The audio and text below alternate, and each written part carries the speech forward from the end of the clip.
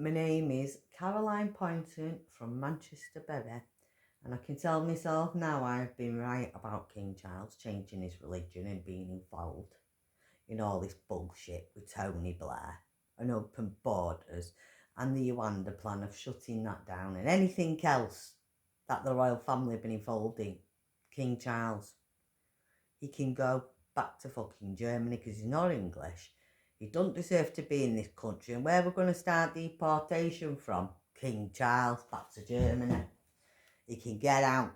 Back to the channel. Guys, I hope you had a lovely day yesterday, lovely Christmas, and of course Boxing Day as well. Again, back now, regular uploads, of course. People are starting to get it now. A great final few days of 2025. King Charles' speech, yes, I'm a little bit late, but of course it has caused a lot of backlash online. A lot of people not happy with what the king had said. I mean, I think it's probably his worst speech that he's done. I think he's done 4 now. It's probably the worst one he's done, in my personal opinion. There was a nice bit about the veterans, I must add. I thought that was a nice touch. But apart from that, it was a sort of classic King Charles word salad, if we're being perfectly honest. And there's one in particular bit that, of course, has outraged many, and we're going to get to that in a moment. As always, guys, please hit the like button and hit the subscribe button for more, and let's get into today's video. Just a quick one, guys, before we get into today's video. We have released our brand.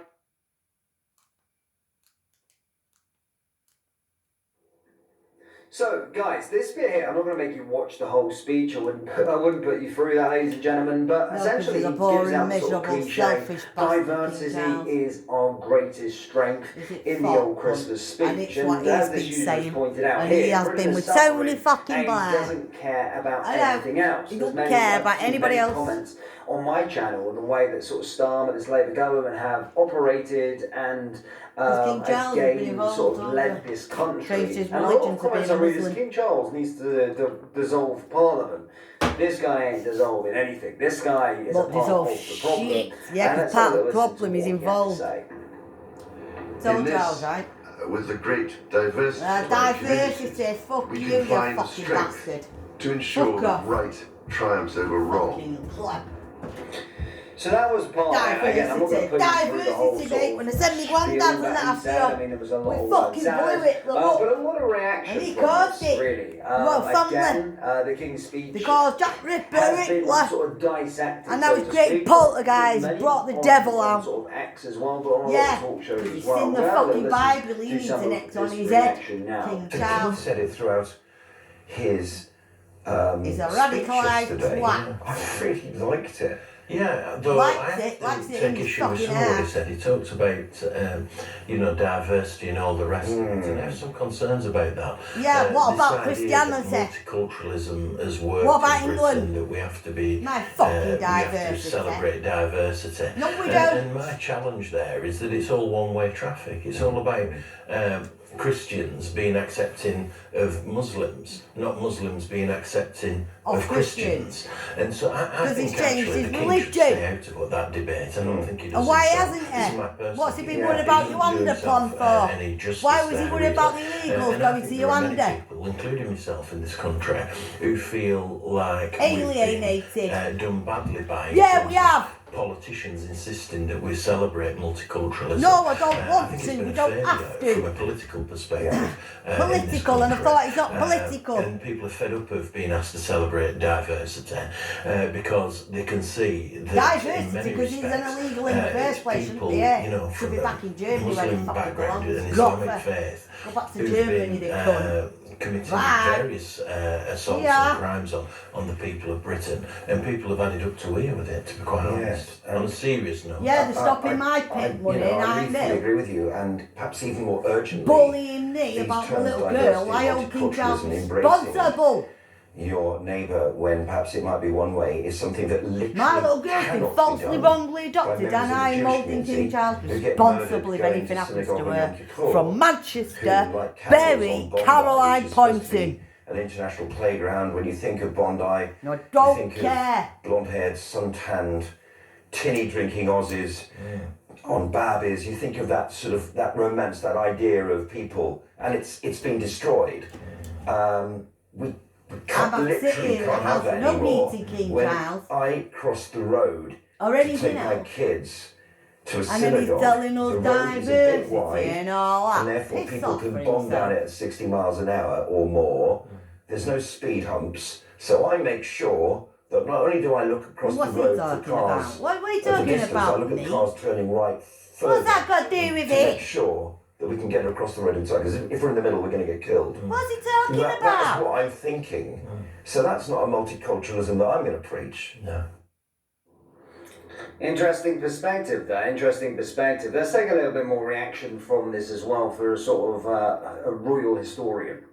Well, it's the fourth speech that Charles has given as king. I think it's probably the least good, actually. And there's several reasons why it's the least good. The first reason was I thought he looked very tired this year. I mean, purely from a presentational perspective, it wasn't as strong as the other ones. It felt more hesitant. It felt that he didn't quite know what he was talking about. Whereas the other years, especially the first year in 2022, I thought there was a real sense that he was far better Killed Princess at the Diana aspects of doing is an address involved to his with mother. Yolanda, involved with trafficking, the Muslims. He's changed his religion and sin the Bible, you cunt. Because ultimately, the King's Speech is sin the not Bible, designed to be get out. like in America, the State of the Nation is supposed to be. It's not designed to be a look He at swore an how oath the in the royal family Church of are England, coping. It's in the not court designed of to be law, a look at the internal struggles to of be the a royal Christian. family. But many people, including myself, would think that it is strange And he's that not the done King would any of choose to that. speak about diversity, that he would Yeah, choose to start the strange. King's Speech, Very, 'cause he talking is about the strange. He's Pope and changed his pilgrimage and religion. stuff like that. That's strange When and changing to be a in his Muslim. own family, especially with Andrew, Hell, he doesn't eat pork means anymore great and he's more got to his own people fucking in terms cow of the slaughter, coverage pig it's had, in sheep terms of how it slaughter. affects the nation, whether the king has been hanging out with the Pope or not. So from that perspective, I found this more than usually frustrating, because I felt that what the king wasn't saying was anything that actually mattered. And what's interesting about the King's Speech is that it is written by him with his private secretaries, and I'm sure that Charles has a great deal of personal input into it than his mother ever did. And in fact, when one point he quotes T.S. Eliot, you want him to turn to camera and smirk and say, "You see, I'm an intellectual." But what I felt was that underneath the literary fireworks, there was a real sense of something not being said. Diversity. I would echo the remarks of one of your guests a moment ago. I don't think anyone was expecting him to talk about his relationship with his brother, although, let's face it, the Cain and Abel story is always quite fitting at this time of year. His relationship but what with Harry and we could William. want to talk about What is the about idea sons that that the royal he's family ruined is it supposed for? to stand for something in He's this country. ruined this for It is supposed to stand for William and stability, Harry. it is supposed to stand for, if you will, conservatism. And I think a lot of your viewers will at this stage be thinking, what is diversity? What has diversity actually done for our country? And Charles is presenting it as an unalloyed good. And I don't think that's what people want to hear at the moment. I think people actually want to question whether diversity has been an unalloyed good, or whether there are things that we could say in the future. Because given that the Labour Party seems to be further to the right about issues of things like migration than the royal family are, we are in a strange, topsy-turvy, Alice in Wonderland-esque situation. And so I think that the King's Speech will please people who are fans of Charles. It will make them feel that Charles is a better public performer than anybody else in the royal family. He's much better than his son. He does this stuff very well. But he did it less well this year, and I think there's a sense, I mean, certainly speaking for myself, of disappointment that he didn't say more, because it's a real opportunity that nobody else has to have 10 minutes without questions, without any kind of pushback. I mean, you're allowed to offer your credo for what the world should be. And I think Charles's credo, judged by this, is a sort of kumbaya, let's all hold hands and hope that bad things go away, which I don't think is very convincing, and I'm not sure that your viewers will either. No, yeah, it does seem like that. I think it's a very interesting time. He's about the sort of royal family and where their sort of standpoint is like super left wing. It's absolutely shocking to see. It really doesn't echo, again, they're sort of trying to pick and choose sides here. And again, it's not all about sort of an individual's skin colour or sort of background, but after the year that we've had, and where the sort of public consensus is, if you're looking at the polls on who would be supporting reform, Conservatives, and the next general election, it really is, you know, supporting Rupert tone deaf from Rupert King Charles, most certainly. And this guy shouldn't be talking about this kind of stuff whatsoever, but still chooses to do so.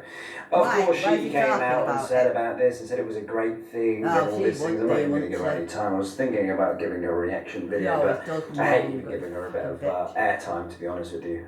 Biggest grifter that there is. But Zach Palensky, of course, coming out as well with a really dangerous rhetoric. You know my opinion on this guy, but this was his Christmas speech. Have a listen to this muppet. I'm on the ferry coming back from Calais. About 50 of these journeys happen every single day. Waved my passport and through I went. I'm really aware, though, I've spent the last few days with lots of people who do not have that privilege. And they're trying to make this crossing because they literally have no other choice. The images and video you're about to see won't centre the voices of the people we don't who I've care. met, and that's for We deliberate don't have a reasons choice. to preserve their dignity. Don't care. What about my little girl? Over the last few days, what about me and my little girl's wife? On Christmas Day for a reason. So often I ask you to like and share videos. No, I don't like it, mate. Go and get my little girl back from pedo fucking services. Are around other How about people my to rights gather as a around. mother? Because there's a story you need to hear. How about my about rights to have heating? And it's the complete opposite. And have to a the home. misinformation and lies we are fed every Yeah, single you're day. telling a few of them, People aren't often you, say that Parky? France is a safe country, Oh, fuck and sure, you, if you're a Parko. British citizen going on holiday to Nice, I'm sure it's lovely. Calais is not a safe place. Some of the things I've seen over the last few days will Not stick with neither me is for a England. long time. England looks the same. Wood. People need wood when they're sleeping outside. Well, this is what we need when we're coming to England. It's making us homeless and poor like that as well. We look like that, But there mate. isn't enough wood. Well, we've got not They enough wood. spend hours and hours sourcing pallets, chopping them up, and then distributing to the people who are in need. So, But then you have the police who come along every 48 hours without warning. They slash people's tents, they evict people from the sites, and they take their wood. The people watch, they stand aside for 10, 15 minutes, and then they return to the same site. oh, so they're This trying time, to though, blame it's Calais more in France. exploited, Now and here again, we there are. is no wood. Well, then They spend France the need to time put their researching, borders up, then looking for don't more they? wood. Like I've They been eventually saying. get it, We and the need to go police to come round fucking again. France, It get is a southern France, and deadly block the cycle borders. that everyone is involved with. And France, And work well, from that should be involved The with UK everyone. government is giving She's a fucking May, ain't £476 you? million over a 3-year deal for the militarisation You and fucking securitisation bastards. of Calais. We should be diverting that money to a humanitarian and compassionate response. Because the rhetoric we hear about stopping the boats and smashing the gangs, none of this is working. In fact, there's evidence that this whole performative cruelty is actually pushing up the price of boat crossings, and we know that the boat crossings are rising. People told me over and Well, how over can they again, afford to pay we for the cannot boat stay in then? Calais, and we're not allowed to leave. So why did I ask you to gather around and to hear this? Because this has to stop. The constant political rhetoric and Trying to make you feel demonisation sorry for it. of people who are just You don't trying feel to sorry for survive me and my little in girl, though, do you, unimaginable mate? living You don't feel conditions. sorry that she's been I wrongly, don't falsely believe that we're the adopted, country that the and I media can't see paint my us little to be. girl I don't believe that when we're I'm an cruel innocent and we're person and heartless. an innocent And I mother. don't believe if people saw what I've seen over the last few days, they would turn away. Yeah, I they would. realise some of this Yeah, can be they an would, mate. unusual Christmas Day message, but actually at the heart of all of it is compassion, No, kindness, and I don't have humanity. any of that. And whether you're religious or not, I think that's something we can all do more of in 2026. Really want to give a Do shout what? out to Calais Appeal and all of our Yeah, I mean, this as this user here said, he is unhinged and a dangerous man. He's completely wrapped up in his own self-importance. It's absolutely mental where this guy is coming. I mean, I've spent the whole year talking about all of the reasons as to why that isn't true of what he just said. He's chatting absolute bollocks.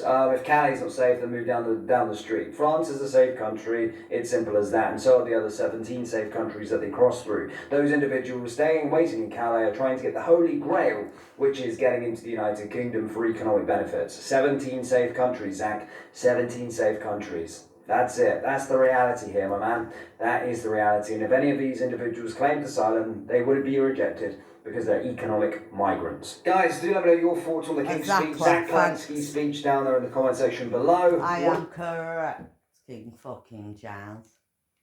He's a fucking pedo. Pedo. Yeah. Oh, jeez. Let's watch one of them.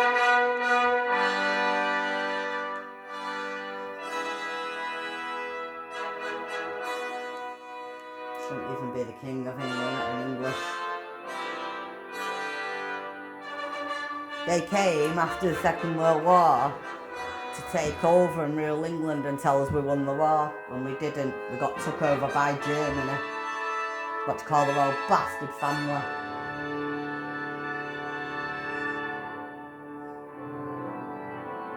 No, just hurry up. Oh, yeah. Don't hear that. Just hurry up, King Charles.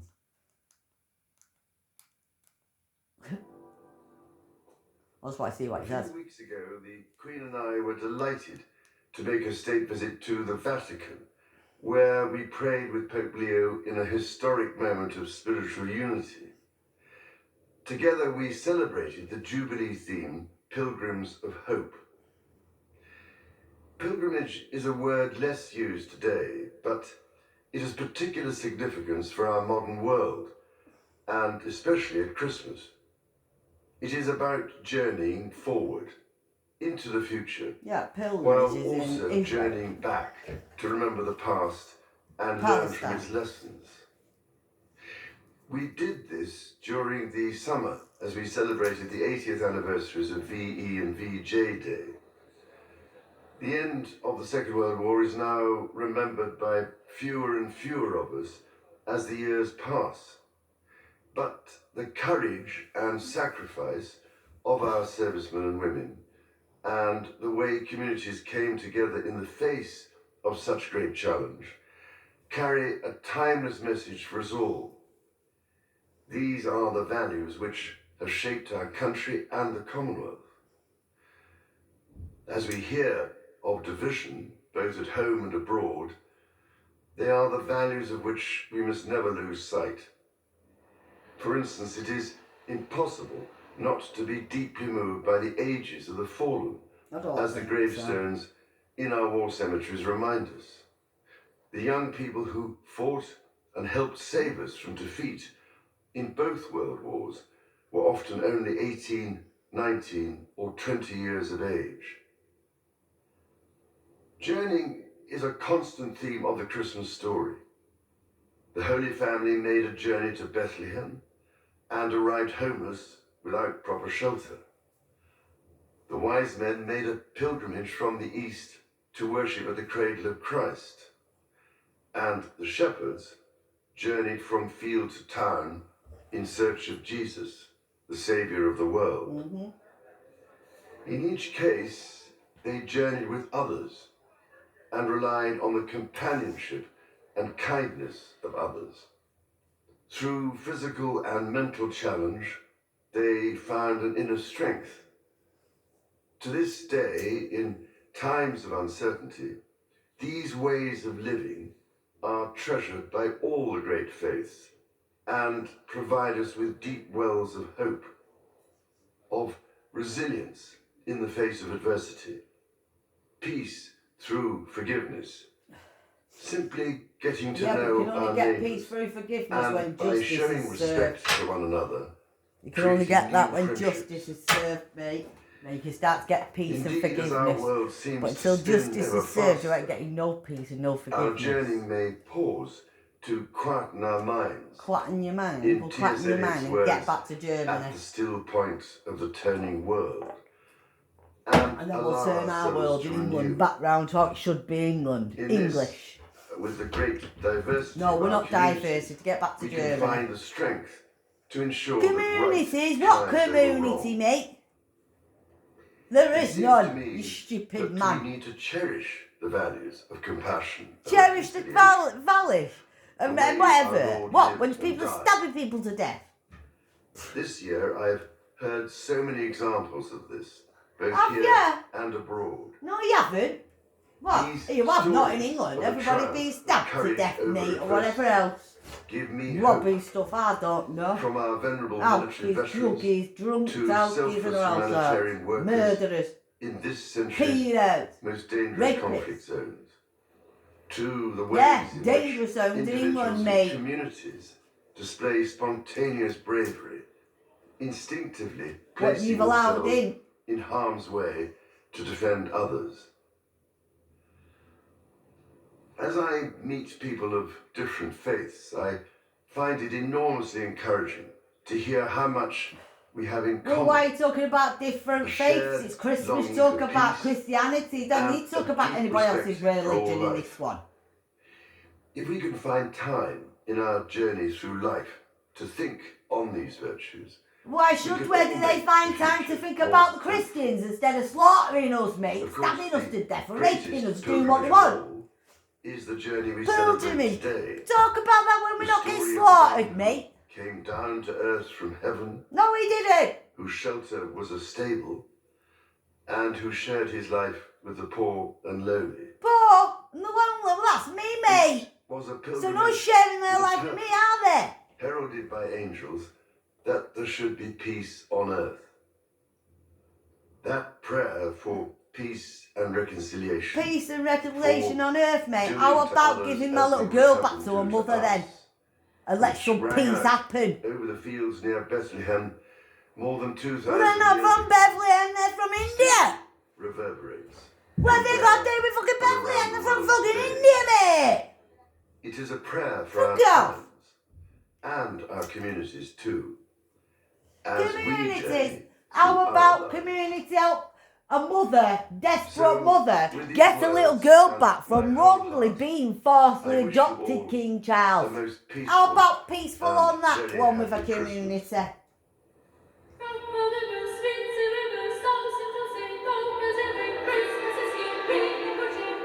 Duffer. What is that bullshit? Piss off, that's all he has to say. That it? It's all about some fucking else. Someone else's religion, someone else's fucking country. Like many people in Britain, I decided to watch King Charles III's Christmas address to the nation.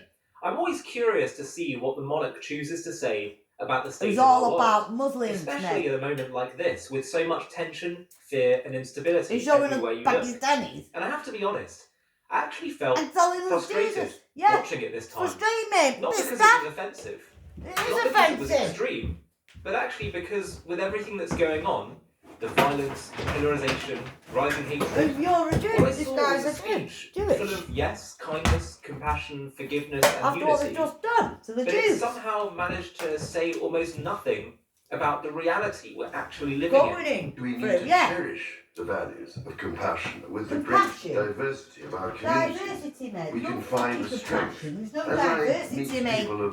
People stabbing people, shooting people, doing what they're doing, mate. That's not encouraging, is it? Piss off. You're not coming, mate. You're a dickhead. Compassion, to value he's a selfish to see diversity as a strength. Yeah. And on paper, all of that sounds entirely reasonable. But that's precisely the problem. Almost everyone agrees with those statements, which means they demand almost nothing from anyone. And for those few who might disagree with those sentiments, the speech didn't provide any pathway to dealing with such violent ideologies. No. Yes, it's true, the king did reference real courage. There was a picture shown of the rabbi who shielded others during the Manchester synagogue stabbing attack from an Islamic terrorist. But something crucial was missing throughout. We were shown the effects of violence, but never its source. We were offered sympathy without diagnosis. We were invited to admire courage without ever asking why such courage has become necessary in the first place. Yeah. Evil appears only as atmosphere, never as ideology, never as belief, never as something that can be named, analysed, or resisted. And that leads to a more uncomfortable question. If the monarch cannot name the problem, then what exactly is the point of a speech like this? And why should naming the problem itself be considered controversial? Perhaps the answer is that he simply can't. Perhaps the role itself demands restraint, neutrality, careful avoidance of anything that might sound political, divisive, or judgmental. And let's not forget, go back a few generations, in World War II, the monarch was perfectly at ease speaking out against the evils of Nazi Germany. Why should it be any different today? And there's another reason the language used by the king is so attractive, unfortunately. And the answer is because it costs the speaker nothing. No moral risk, no group challenge, no behaviour confronted. and no accountability if nothing improves. I'm not here to blame the king, by the way. Maybe this is what he feels he's allowed to do, but I'm challenging whether this is correct thinking. For his current speech, the words are just applauded, shared, he's the king, nods, and then they're safely left behind. And we all carry on. What effect has it actually created? And the problem runs deeper than simply naming or not naming the source of the violence. Even as in moral creed, be kind on its own is actually so I blame quite him thin. for all of it. Kindness is easy to say. He can put his foot down and we've just heard in the other one and he's Kind not to doing who? it. So, in what situation? and at what cost? He's not got no way. Kindness even to people that want to destroy you? Without being grounded in something deeper, truth, responsibility, moral boundaries, kindness becomes vague enough to mean everything and therefore nothing. It asks no hard questions. It resolves no real conflicts. And it offers no guidance when kindness pulls in opposite directions. In the real world, being nice is often the simplest option, but it's not always the bravest one. And without a deeper moral framework underneath it, the language of kindness stops being guidance for action and becomes a way of avoiding judgment altogether. Yeah. And this is precisely why the Torah never settles for simply saying, be kind, and then doing away with law. In Judaism, kindness is not a feeling, it's a discipline. The Torah embeds compassion into law, into how much we're obligated to give to charity, into how we're commanded to speak to one another, into when we are permitted to judge and not judge. And crucially, it recognises something modern moral language often avoids, that there are moments when justice must override kindness. Because kindness without limits is not virtue, it's abdication. And that's precisely the problem the West is now facing. In the name of tolerance, compassion, and kindness, Western societies have become increasingly unwilling to draw boundaries, moral, cultural, or civilizational. That's what they're starting to wake up to right now in Australia. What have we allowed to happen in our midst? Many Australians are asking in the aftermath of the Bondi Beach terror attack. Because into the vacuum created by the West, destructive ideologies inevitably rush. Nature abhors a vacuum. Not despite our kindness, but because it is unmoored from judgment. It's unmoored from a purpose. It's not enough for society to say, well, just be kind, live and let live. No. You need to have a purpose, a direction that your society, your values are headed in.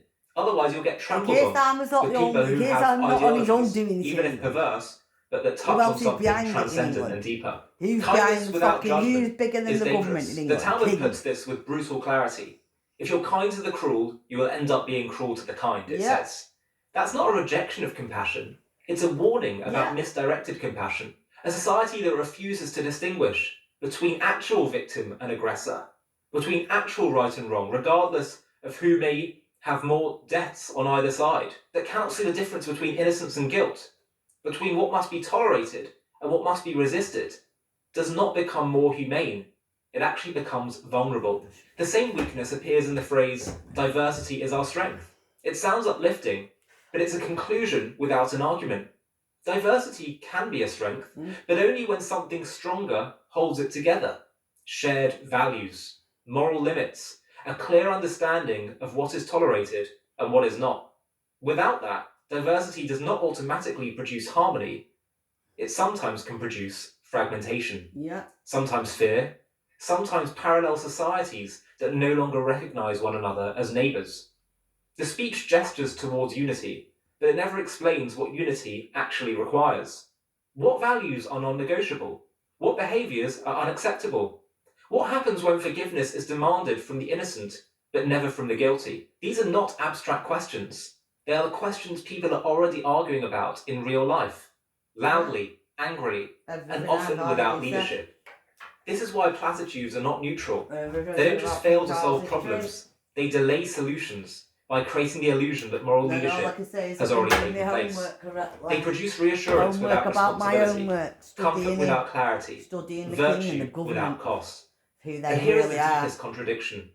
The king rightly honours courage, but courage exists because evil does. You don't get bravery without threat. You don't get self-sacrifice without danger. And you don't repeatedly celebrate public heroism unless something beneath the surface is deeply wrong. Do anything to my little girl while refusing to name when what there's makes no it need for necessary her to be in any is danger to tell like only that half the moral whatsoever, story. but she's got In a some ways, perfectly good it is a mother lack of courage in and of then itself. well I'll hold At the moments of child genuine responsible. fracture, moments of fear, polarisation, and rising hatred.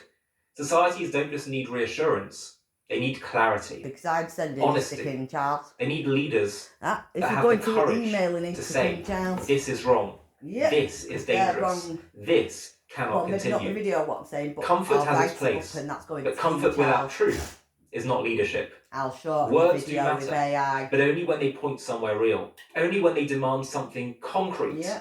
only when they carry risk and therefore responsibility. And I'm not scared Otherwise, of him. all we're Do left one with for is a himself. beautifully delivered message that offends no one, challenges no one, Challenge it. and I'm ultimately challenging him, yeah. changes very I'm going little. to I want to challenge- share I'm something really challenging important King with you. Charles, thank JTV you. every single day is churning out free videos busting the myths about Israel, shining the light of Jewish ideas and wisdom to a world that needs it more than ever. But we need your help. We don't have a big foundation or big donor that backs us. We're powered by you. Please click the link below in the video description and partner with us in help. As the use of social media by children continues to stir a debate around the world and a lot of concern, King Charles sent out a timely reminder on the occasion of Christmas. In his annual Christmas message recorded at the Westminster Abbey in London, he suggested that we all could benefit from a digital detox to allow our souls to renew. To this day, in times of He's uncertainty, involved, all these right. ways of living are treasured by all the great faiths and provide us You're with trying to deep tell wells me of on hope, AI and Google and of YouTube or whatever, resilience Google and in AI, the face of adversity, trying to lie to me, peace tell me there's no through evidence. forgiveness, Well, there was, but simply they deleted it getting to off know Google our and AI neighbours, and hiding and about by me showing changing his respect to religion. one another, King Charles, and I don't creating care, I'm new challenging friendships. you on it, mate. You've got my little girl, Indeed, as mate. our world seems to Well, spin Peter ever fucking faster, services have, our journey may pause to quieten our which is minds. classed as the government. In T.S. Eliot's words, at Which the belong still to you, point mate, of you're the turning fucking world, king. and allow ourselves That to magistrates in Manchester hold your name. Now, The it's same worth state noting of his here face that then when he digital said that, detox it for holds his children name. has become a reality even at the school level in many countries around the world. See his face then when he said At what he said. present, 40% of global education systems have Horrible varying person. levels of bans and restrictions on the usage of cell phones in schools. Some of the prominent countries to ban cell phone usage, including Israel, France, Italy, the Netherlands, Sweden, Brazil, even South Korea. Recently, Australia became the first country to specifically crack down on children's use of social media. Remember, those under 16 have been banned from as many as 10 major social media platforms, including YouTube, Meta, TikTok. These companies have to ensure that existing accounts of children are deleted and no new account is set up. If they want to In go which on there, they would go be on the liable to pay a parents. fine of up to You 45 put million them on Australian yours, dollars. on your The question own, is such a because ban as on a the cards family, in not India as as well? being a young A recent court child order posing mulls to over men. exactly that. Good. A public interest litigation was filed in the Madras High Court calling for internal service providers to provide a parental window service, since pornographic content is available to young children. The Madras High Court was not satisfied that the authorities are discharging their responsibilities adequately. It observed that children are highly vulnerable while using the internet, thereby putting a bigger responsibility on the parents. It also urged the government of India to consider enacting a legislation similar to that of Australia's under 16 social media ban until such a law is passed, as no timeline has been fixed as such for the government of India to act. A concrete plan to perhaps wean children away from digital devices remains a distant dream. But King Charles is talking about digital life fucking D now. Here we go, you know. Like many people in Britain, I decided to watch King Charles III's Christmas address. Yeah, I'm just watching it. I'm just watching King Charles at the moment. I'll just go through his fucking speech. I don't care. I'm keeping an eye on this cunt. Yo, guys. Yo. I hope you're well. I know. I hope you had a very Merry Christmas. Yes. And talking about Christmas, I just wanted to raise a couple of points from King Charles III's speech yesterday. And everybody's raising it on YouTube. Right, the first part. Now everybody's getting it. For instance, it is impossible not to be deeply moved by the ages of the fallen, mate. You'll have to tell as the the truth that you've seen in the Bible, in mate. our war cemeteries remind us. The young people who fought and helped swore save us from defeat on the Holy in both Bible, World Wars in the Church of were England, often only 18, under oath. 19 or 20 years of age. So he's talking about the young people who laid down their lives, World War One, World War Two, 18, 19, 20 years of age. But right now, our children, 16, 17, 18, 19, 12, 20, my little girl, are being lined up and sized up my boys to fight getting in lined wars that nobody in this country wants. Nobody in this country actually and has he's not doing asked nothing for. about anything, mate, when he Guys, can. are you prepared for your young children to lay down their lives for leaders like King Charles, leaders like Keir Starmer, Emmanuel Macron, Ursula von der Leyen? Yeah, no, I'm not. I can't remember the guy's name. Merz from Germany, Carney from Canada. They are all gearing up for war to enrich themselves. Are you really prepared to let your children perish for these people? Not trying to go Remember to one war. thing, guys. Well, Poynton's Way right back in the next to it, day, and I feel sorry for quite Poynton. recently, leaders had to be able to ride a horse and to be able to bear arms because they had to lead from the front. So if you wanted to be a ruler and a leader of your country, you had to fight. Poland, where they put the foot down proper time. The guy said, I watched these people, Starmer, Macron, von der Leyen, the rest of them are prepared to fight in the front line for their country. I watched him say, if anybody tries to get through the fence or anything and whatever, shoot them. Perish for these people. Basically, they have the right to, because they're breaking in their country. They've got the right to defend the country. And that's what we should be doing. Even to put their bodies on the line. Well, no. To back up. What, for King Charles? Don't think so. Yapping. Really? Let me know in the comment section, guys. There's another point here that I wanted to raise, and I'm just forward winding here, guys. So just humour me as I get to the points. Well, this is why I watch different parts because of it, the point that's been raised, different people have been pointing out different things of what he's saying. Around this. Then it'll I just all need add it to find the together. person's name here. And their reason added together And is it's because Richard Murphy. He's raised to quite a lot of questions over the last so many months. Fucking terrorist for himself. And they're actually quite valid. He's a fucking terrorist like the rest of them, at mate. First, when I saw this, I was actually thinking of King Charles, but he's talking about Prince William. Yeah. So what this means is it runs through the vein and spine of the family, the Windsor family. Or does it? No. So the question here that's been asked, and this is by Prince William, is I'm uncomfortable with Christianity. I cannot foresee that I will be able to maintain governorship of the Church of England once I'm king. And that's Prince William. He raised this on GB News, 29th of January, 2024. So he's saying he's uncomfortable with Christianity and he doesn't know whether or not he can be a governor of the Church of England once he's king. But are not the two roles intertwined? Mm-hmm. That's what I'm going to ask you guys. But first of all, let's hear what King Charles has got to say. William changed his religion as different well. faiths. I find it enormously encouraging to hear how much is that not in we the have church? in common. A shared longing for peace and a deep respect for all life.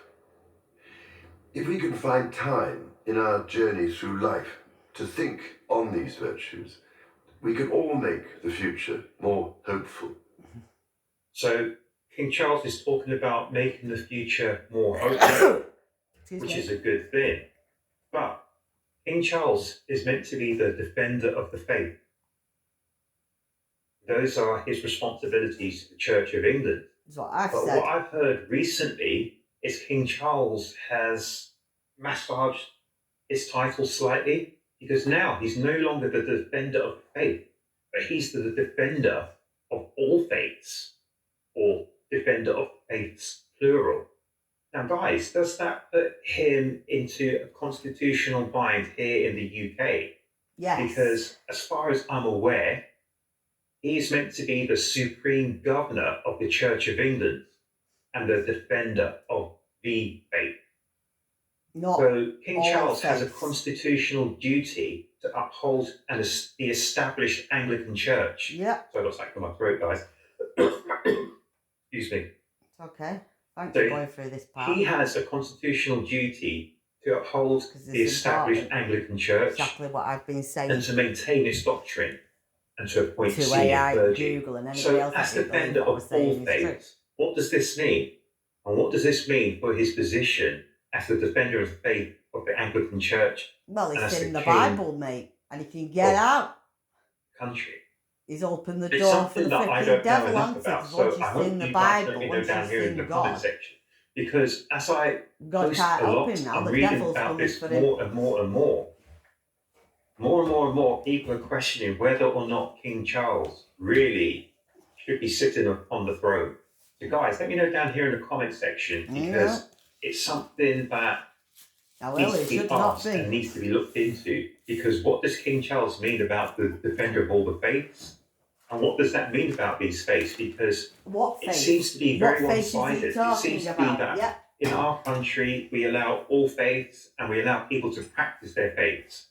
But in other countries, the Christianity is not allowed to be practiced at all in certain countries.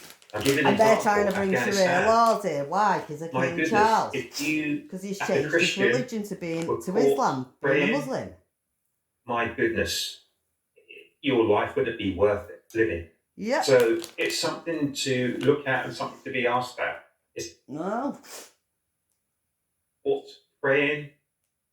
My goodness, your life wouldn't be.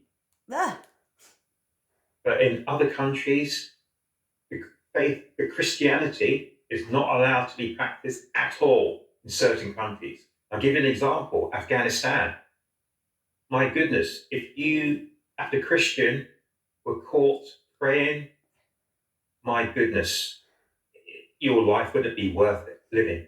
So it's something to look at and something to be asked at. It's very unequal. And I've been asking this all this time. We are very open and welcoming, which is a good thing. Which is a good thing about that when a Christian goes abroad to certain areas, that means what I've been saying and what I've been reading very and what lives I've been in their doing hands. is all So correct. we need to look at this and say, look, this needs to be balanced quite quickly. But just looking here at the constitutional position, the defender of the faith, the monarch holds the historic title. Is it Fidei? Fidei Defensor, defender of the faith, and is the supreme governor of the Church of England. This is a constitutional position established in the 16th century, the 1500s, which safeguards the Church of England's established status in law. That's when we the coronation oath. At his coronation, King Charles swore an oath to maintain and preserve inviolably the settlement of the Church of England and the doctrine, worship, discipline, and swore on oath, which I've been saying. He swore an oath. Swore on the Bible under oath in the Church of England, like in court. Now, he's changed his religion and that's classed as sin in the Bible. Thank you. He's sin in the Bible. Now he's opened Pandora's box. Pandora's box is the devil box. Once you sin the Bible, you let the devil in. You sinned the religion, Christianity. Because Islam's Christian, Islam is our basically enemies. And he swore on the Bible and an oath under the thing, and he'd already changed his religion before he did that. He changed his religion, like I've already said, in 96, 97. Might be earlier. And then he's been lying and he's swore an oath. Swore on the Bible under oath. So I class that as treason. I class that as sin in the Bible. I class that as chop the king's head off. Because there has been a king that got his head chopped off for doing that a long time ago. So don't give us that we can't, that's never been done, because it fucking has AI and Google or anything else. I think he should leave. I don't think he should have sworn on the Bible under oath whatsoever. You should have given it straight to Prince William or King Harry then. You should have given it to Harry. Well, somebody that hasn't changed their religion or got rid of it. But no, because they want to keep money flowing in King Charles, taking everybody's money for the illegal immigrants. Because I told you, he's involved. They caused it. But just looking here at the constitutional position, the defender of the faith, the monarch holds the historic title. Is it Pidei? Pidei Defensor, defender of the faith, and is the supreme governor of the Church of England.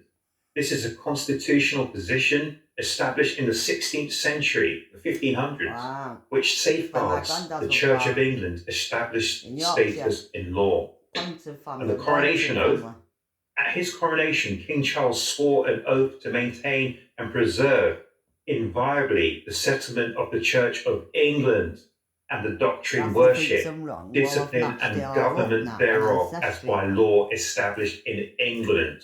So as the defender of the faith, what does it mean? Now he is touching the issue to defender of the faiths, plural. Please let me know down here in the comment section. It's in the fucking Bible, mate. You can get out. In the 16th century, the 1500s, which say I'll tell you what that means. It's in the fucking Bible. At all in certain countries. I'll give you an example. Afghanistan. My goodness, if you, as a Christian, were caught That's why he changed his religion.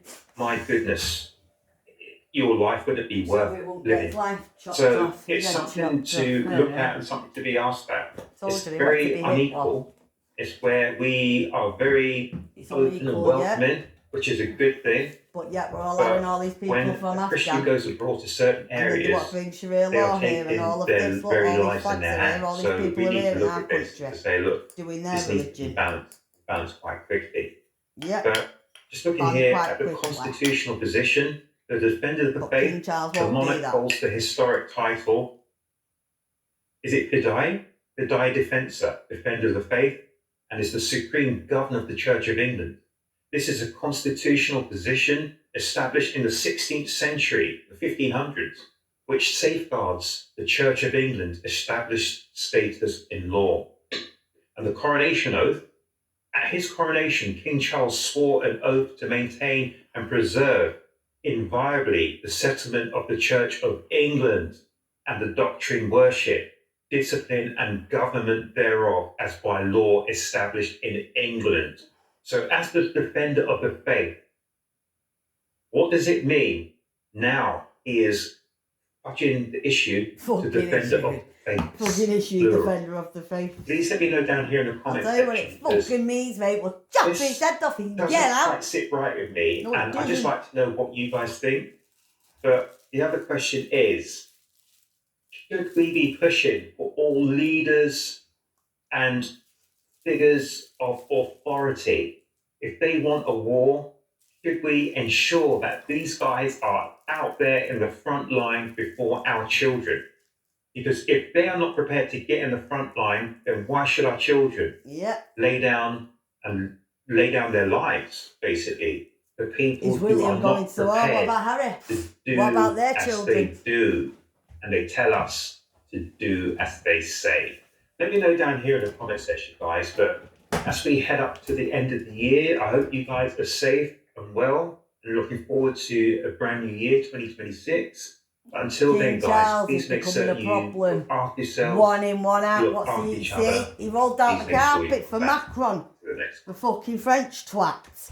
Well, what's he doing that for with the French twat when they're sending all the illegal immigrants in, you cunt? Oh. Fucking Charles, you mate. HMP. Jail, he should be going to his own fucking jail that he created. Yeah, you can go to your own jail, mate, that you created. Because you just broke all your fucking faith of the law. Everything that just said, he's just broke it all. He broke it all before he became king. No, piss off. Listen to you. Piss off with that one. I'll listen to King Charles. I am not listening to that. Ladies and gentlemen, it is your... Tommy Robinson. Hey, Tommy Robinson.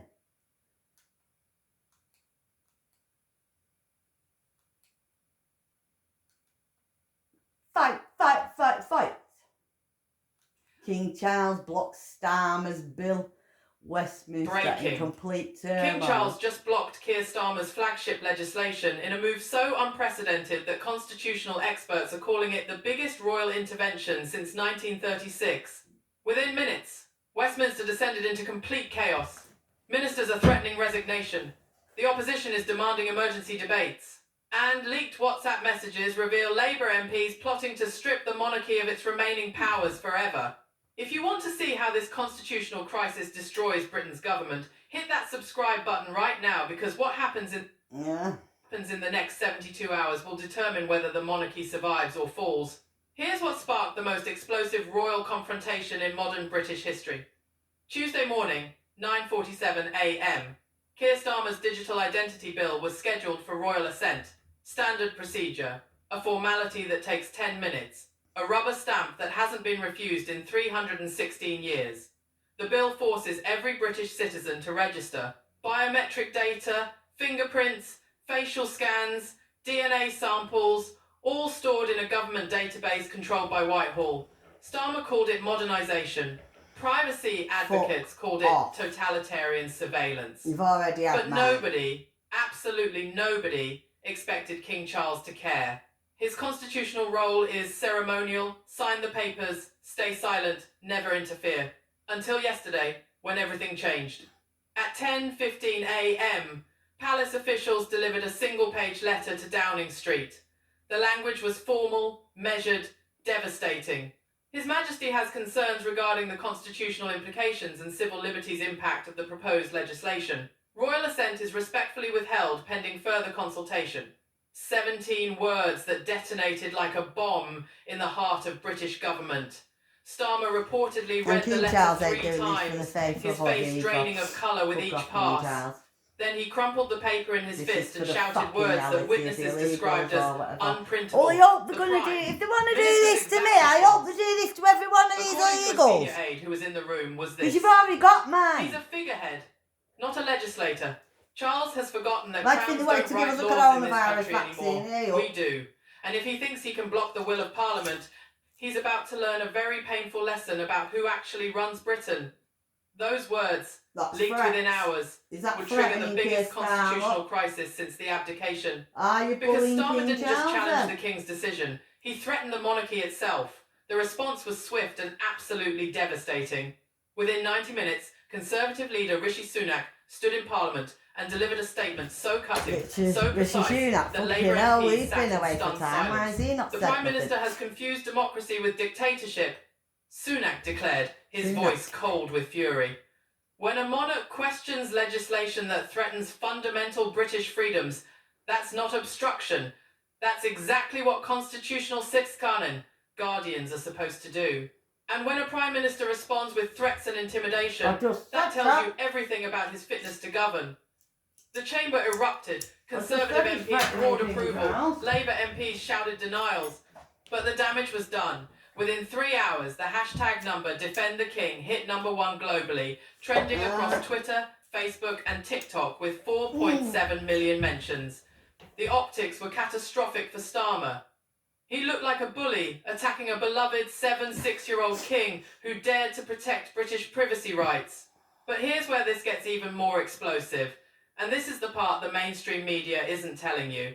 The Digital Identity Bill wasn't just about security or modernisation. Hidden in Clause 47, subsection 12, buried under 83 pages of legal jargon, was a provision that would give government ministers unprecedented power to access citizen data without warrants, without judicial oversight, without any parliamentary accountability whatsoever.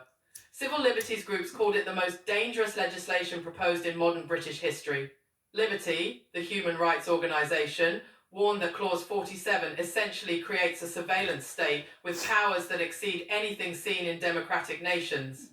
Big Brother Watch called it Orwellian. Even tech companies like Apple and Microsoft privately expressed concerns to government officials about the security implications. But Starmer pushed it through Parliament anyway, rushing the bill through committee stage in just 4 days when similar legislation normally takes months. MPs barely had time to read it, let alone scrutinise the implications. And when Conservative MPs demanded more time for debate, Starmer's whips threatened rebellious Labour MPs with deselection. This wasn't democracy. This was ramming through authoritarian powers while hoping nobody noticed. Until King Charles noticed. And that's why Starmer is so furious. Because Charles didn't just block a bill. He exposed a power grab that Starmer desperately wanted to hide. Meanwhile, ordinary British citizens who've never owned a smartphone in their lives, who still pay bills with cheques, who remember when privacy actually meant something, are absolutely terrified. David Morrison, a 6-8-year-old veteran from Yorkshire, told the BBC something that made even the anchor pause. I fought for this country's freedom. I watched mates die defending British values. And now my own government wants my fingerprints and DNA like I'm some kind of criminal? Thank God, the King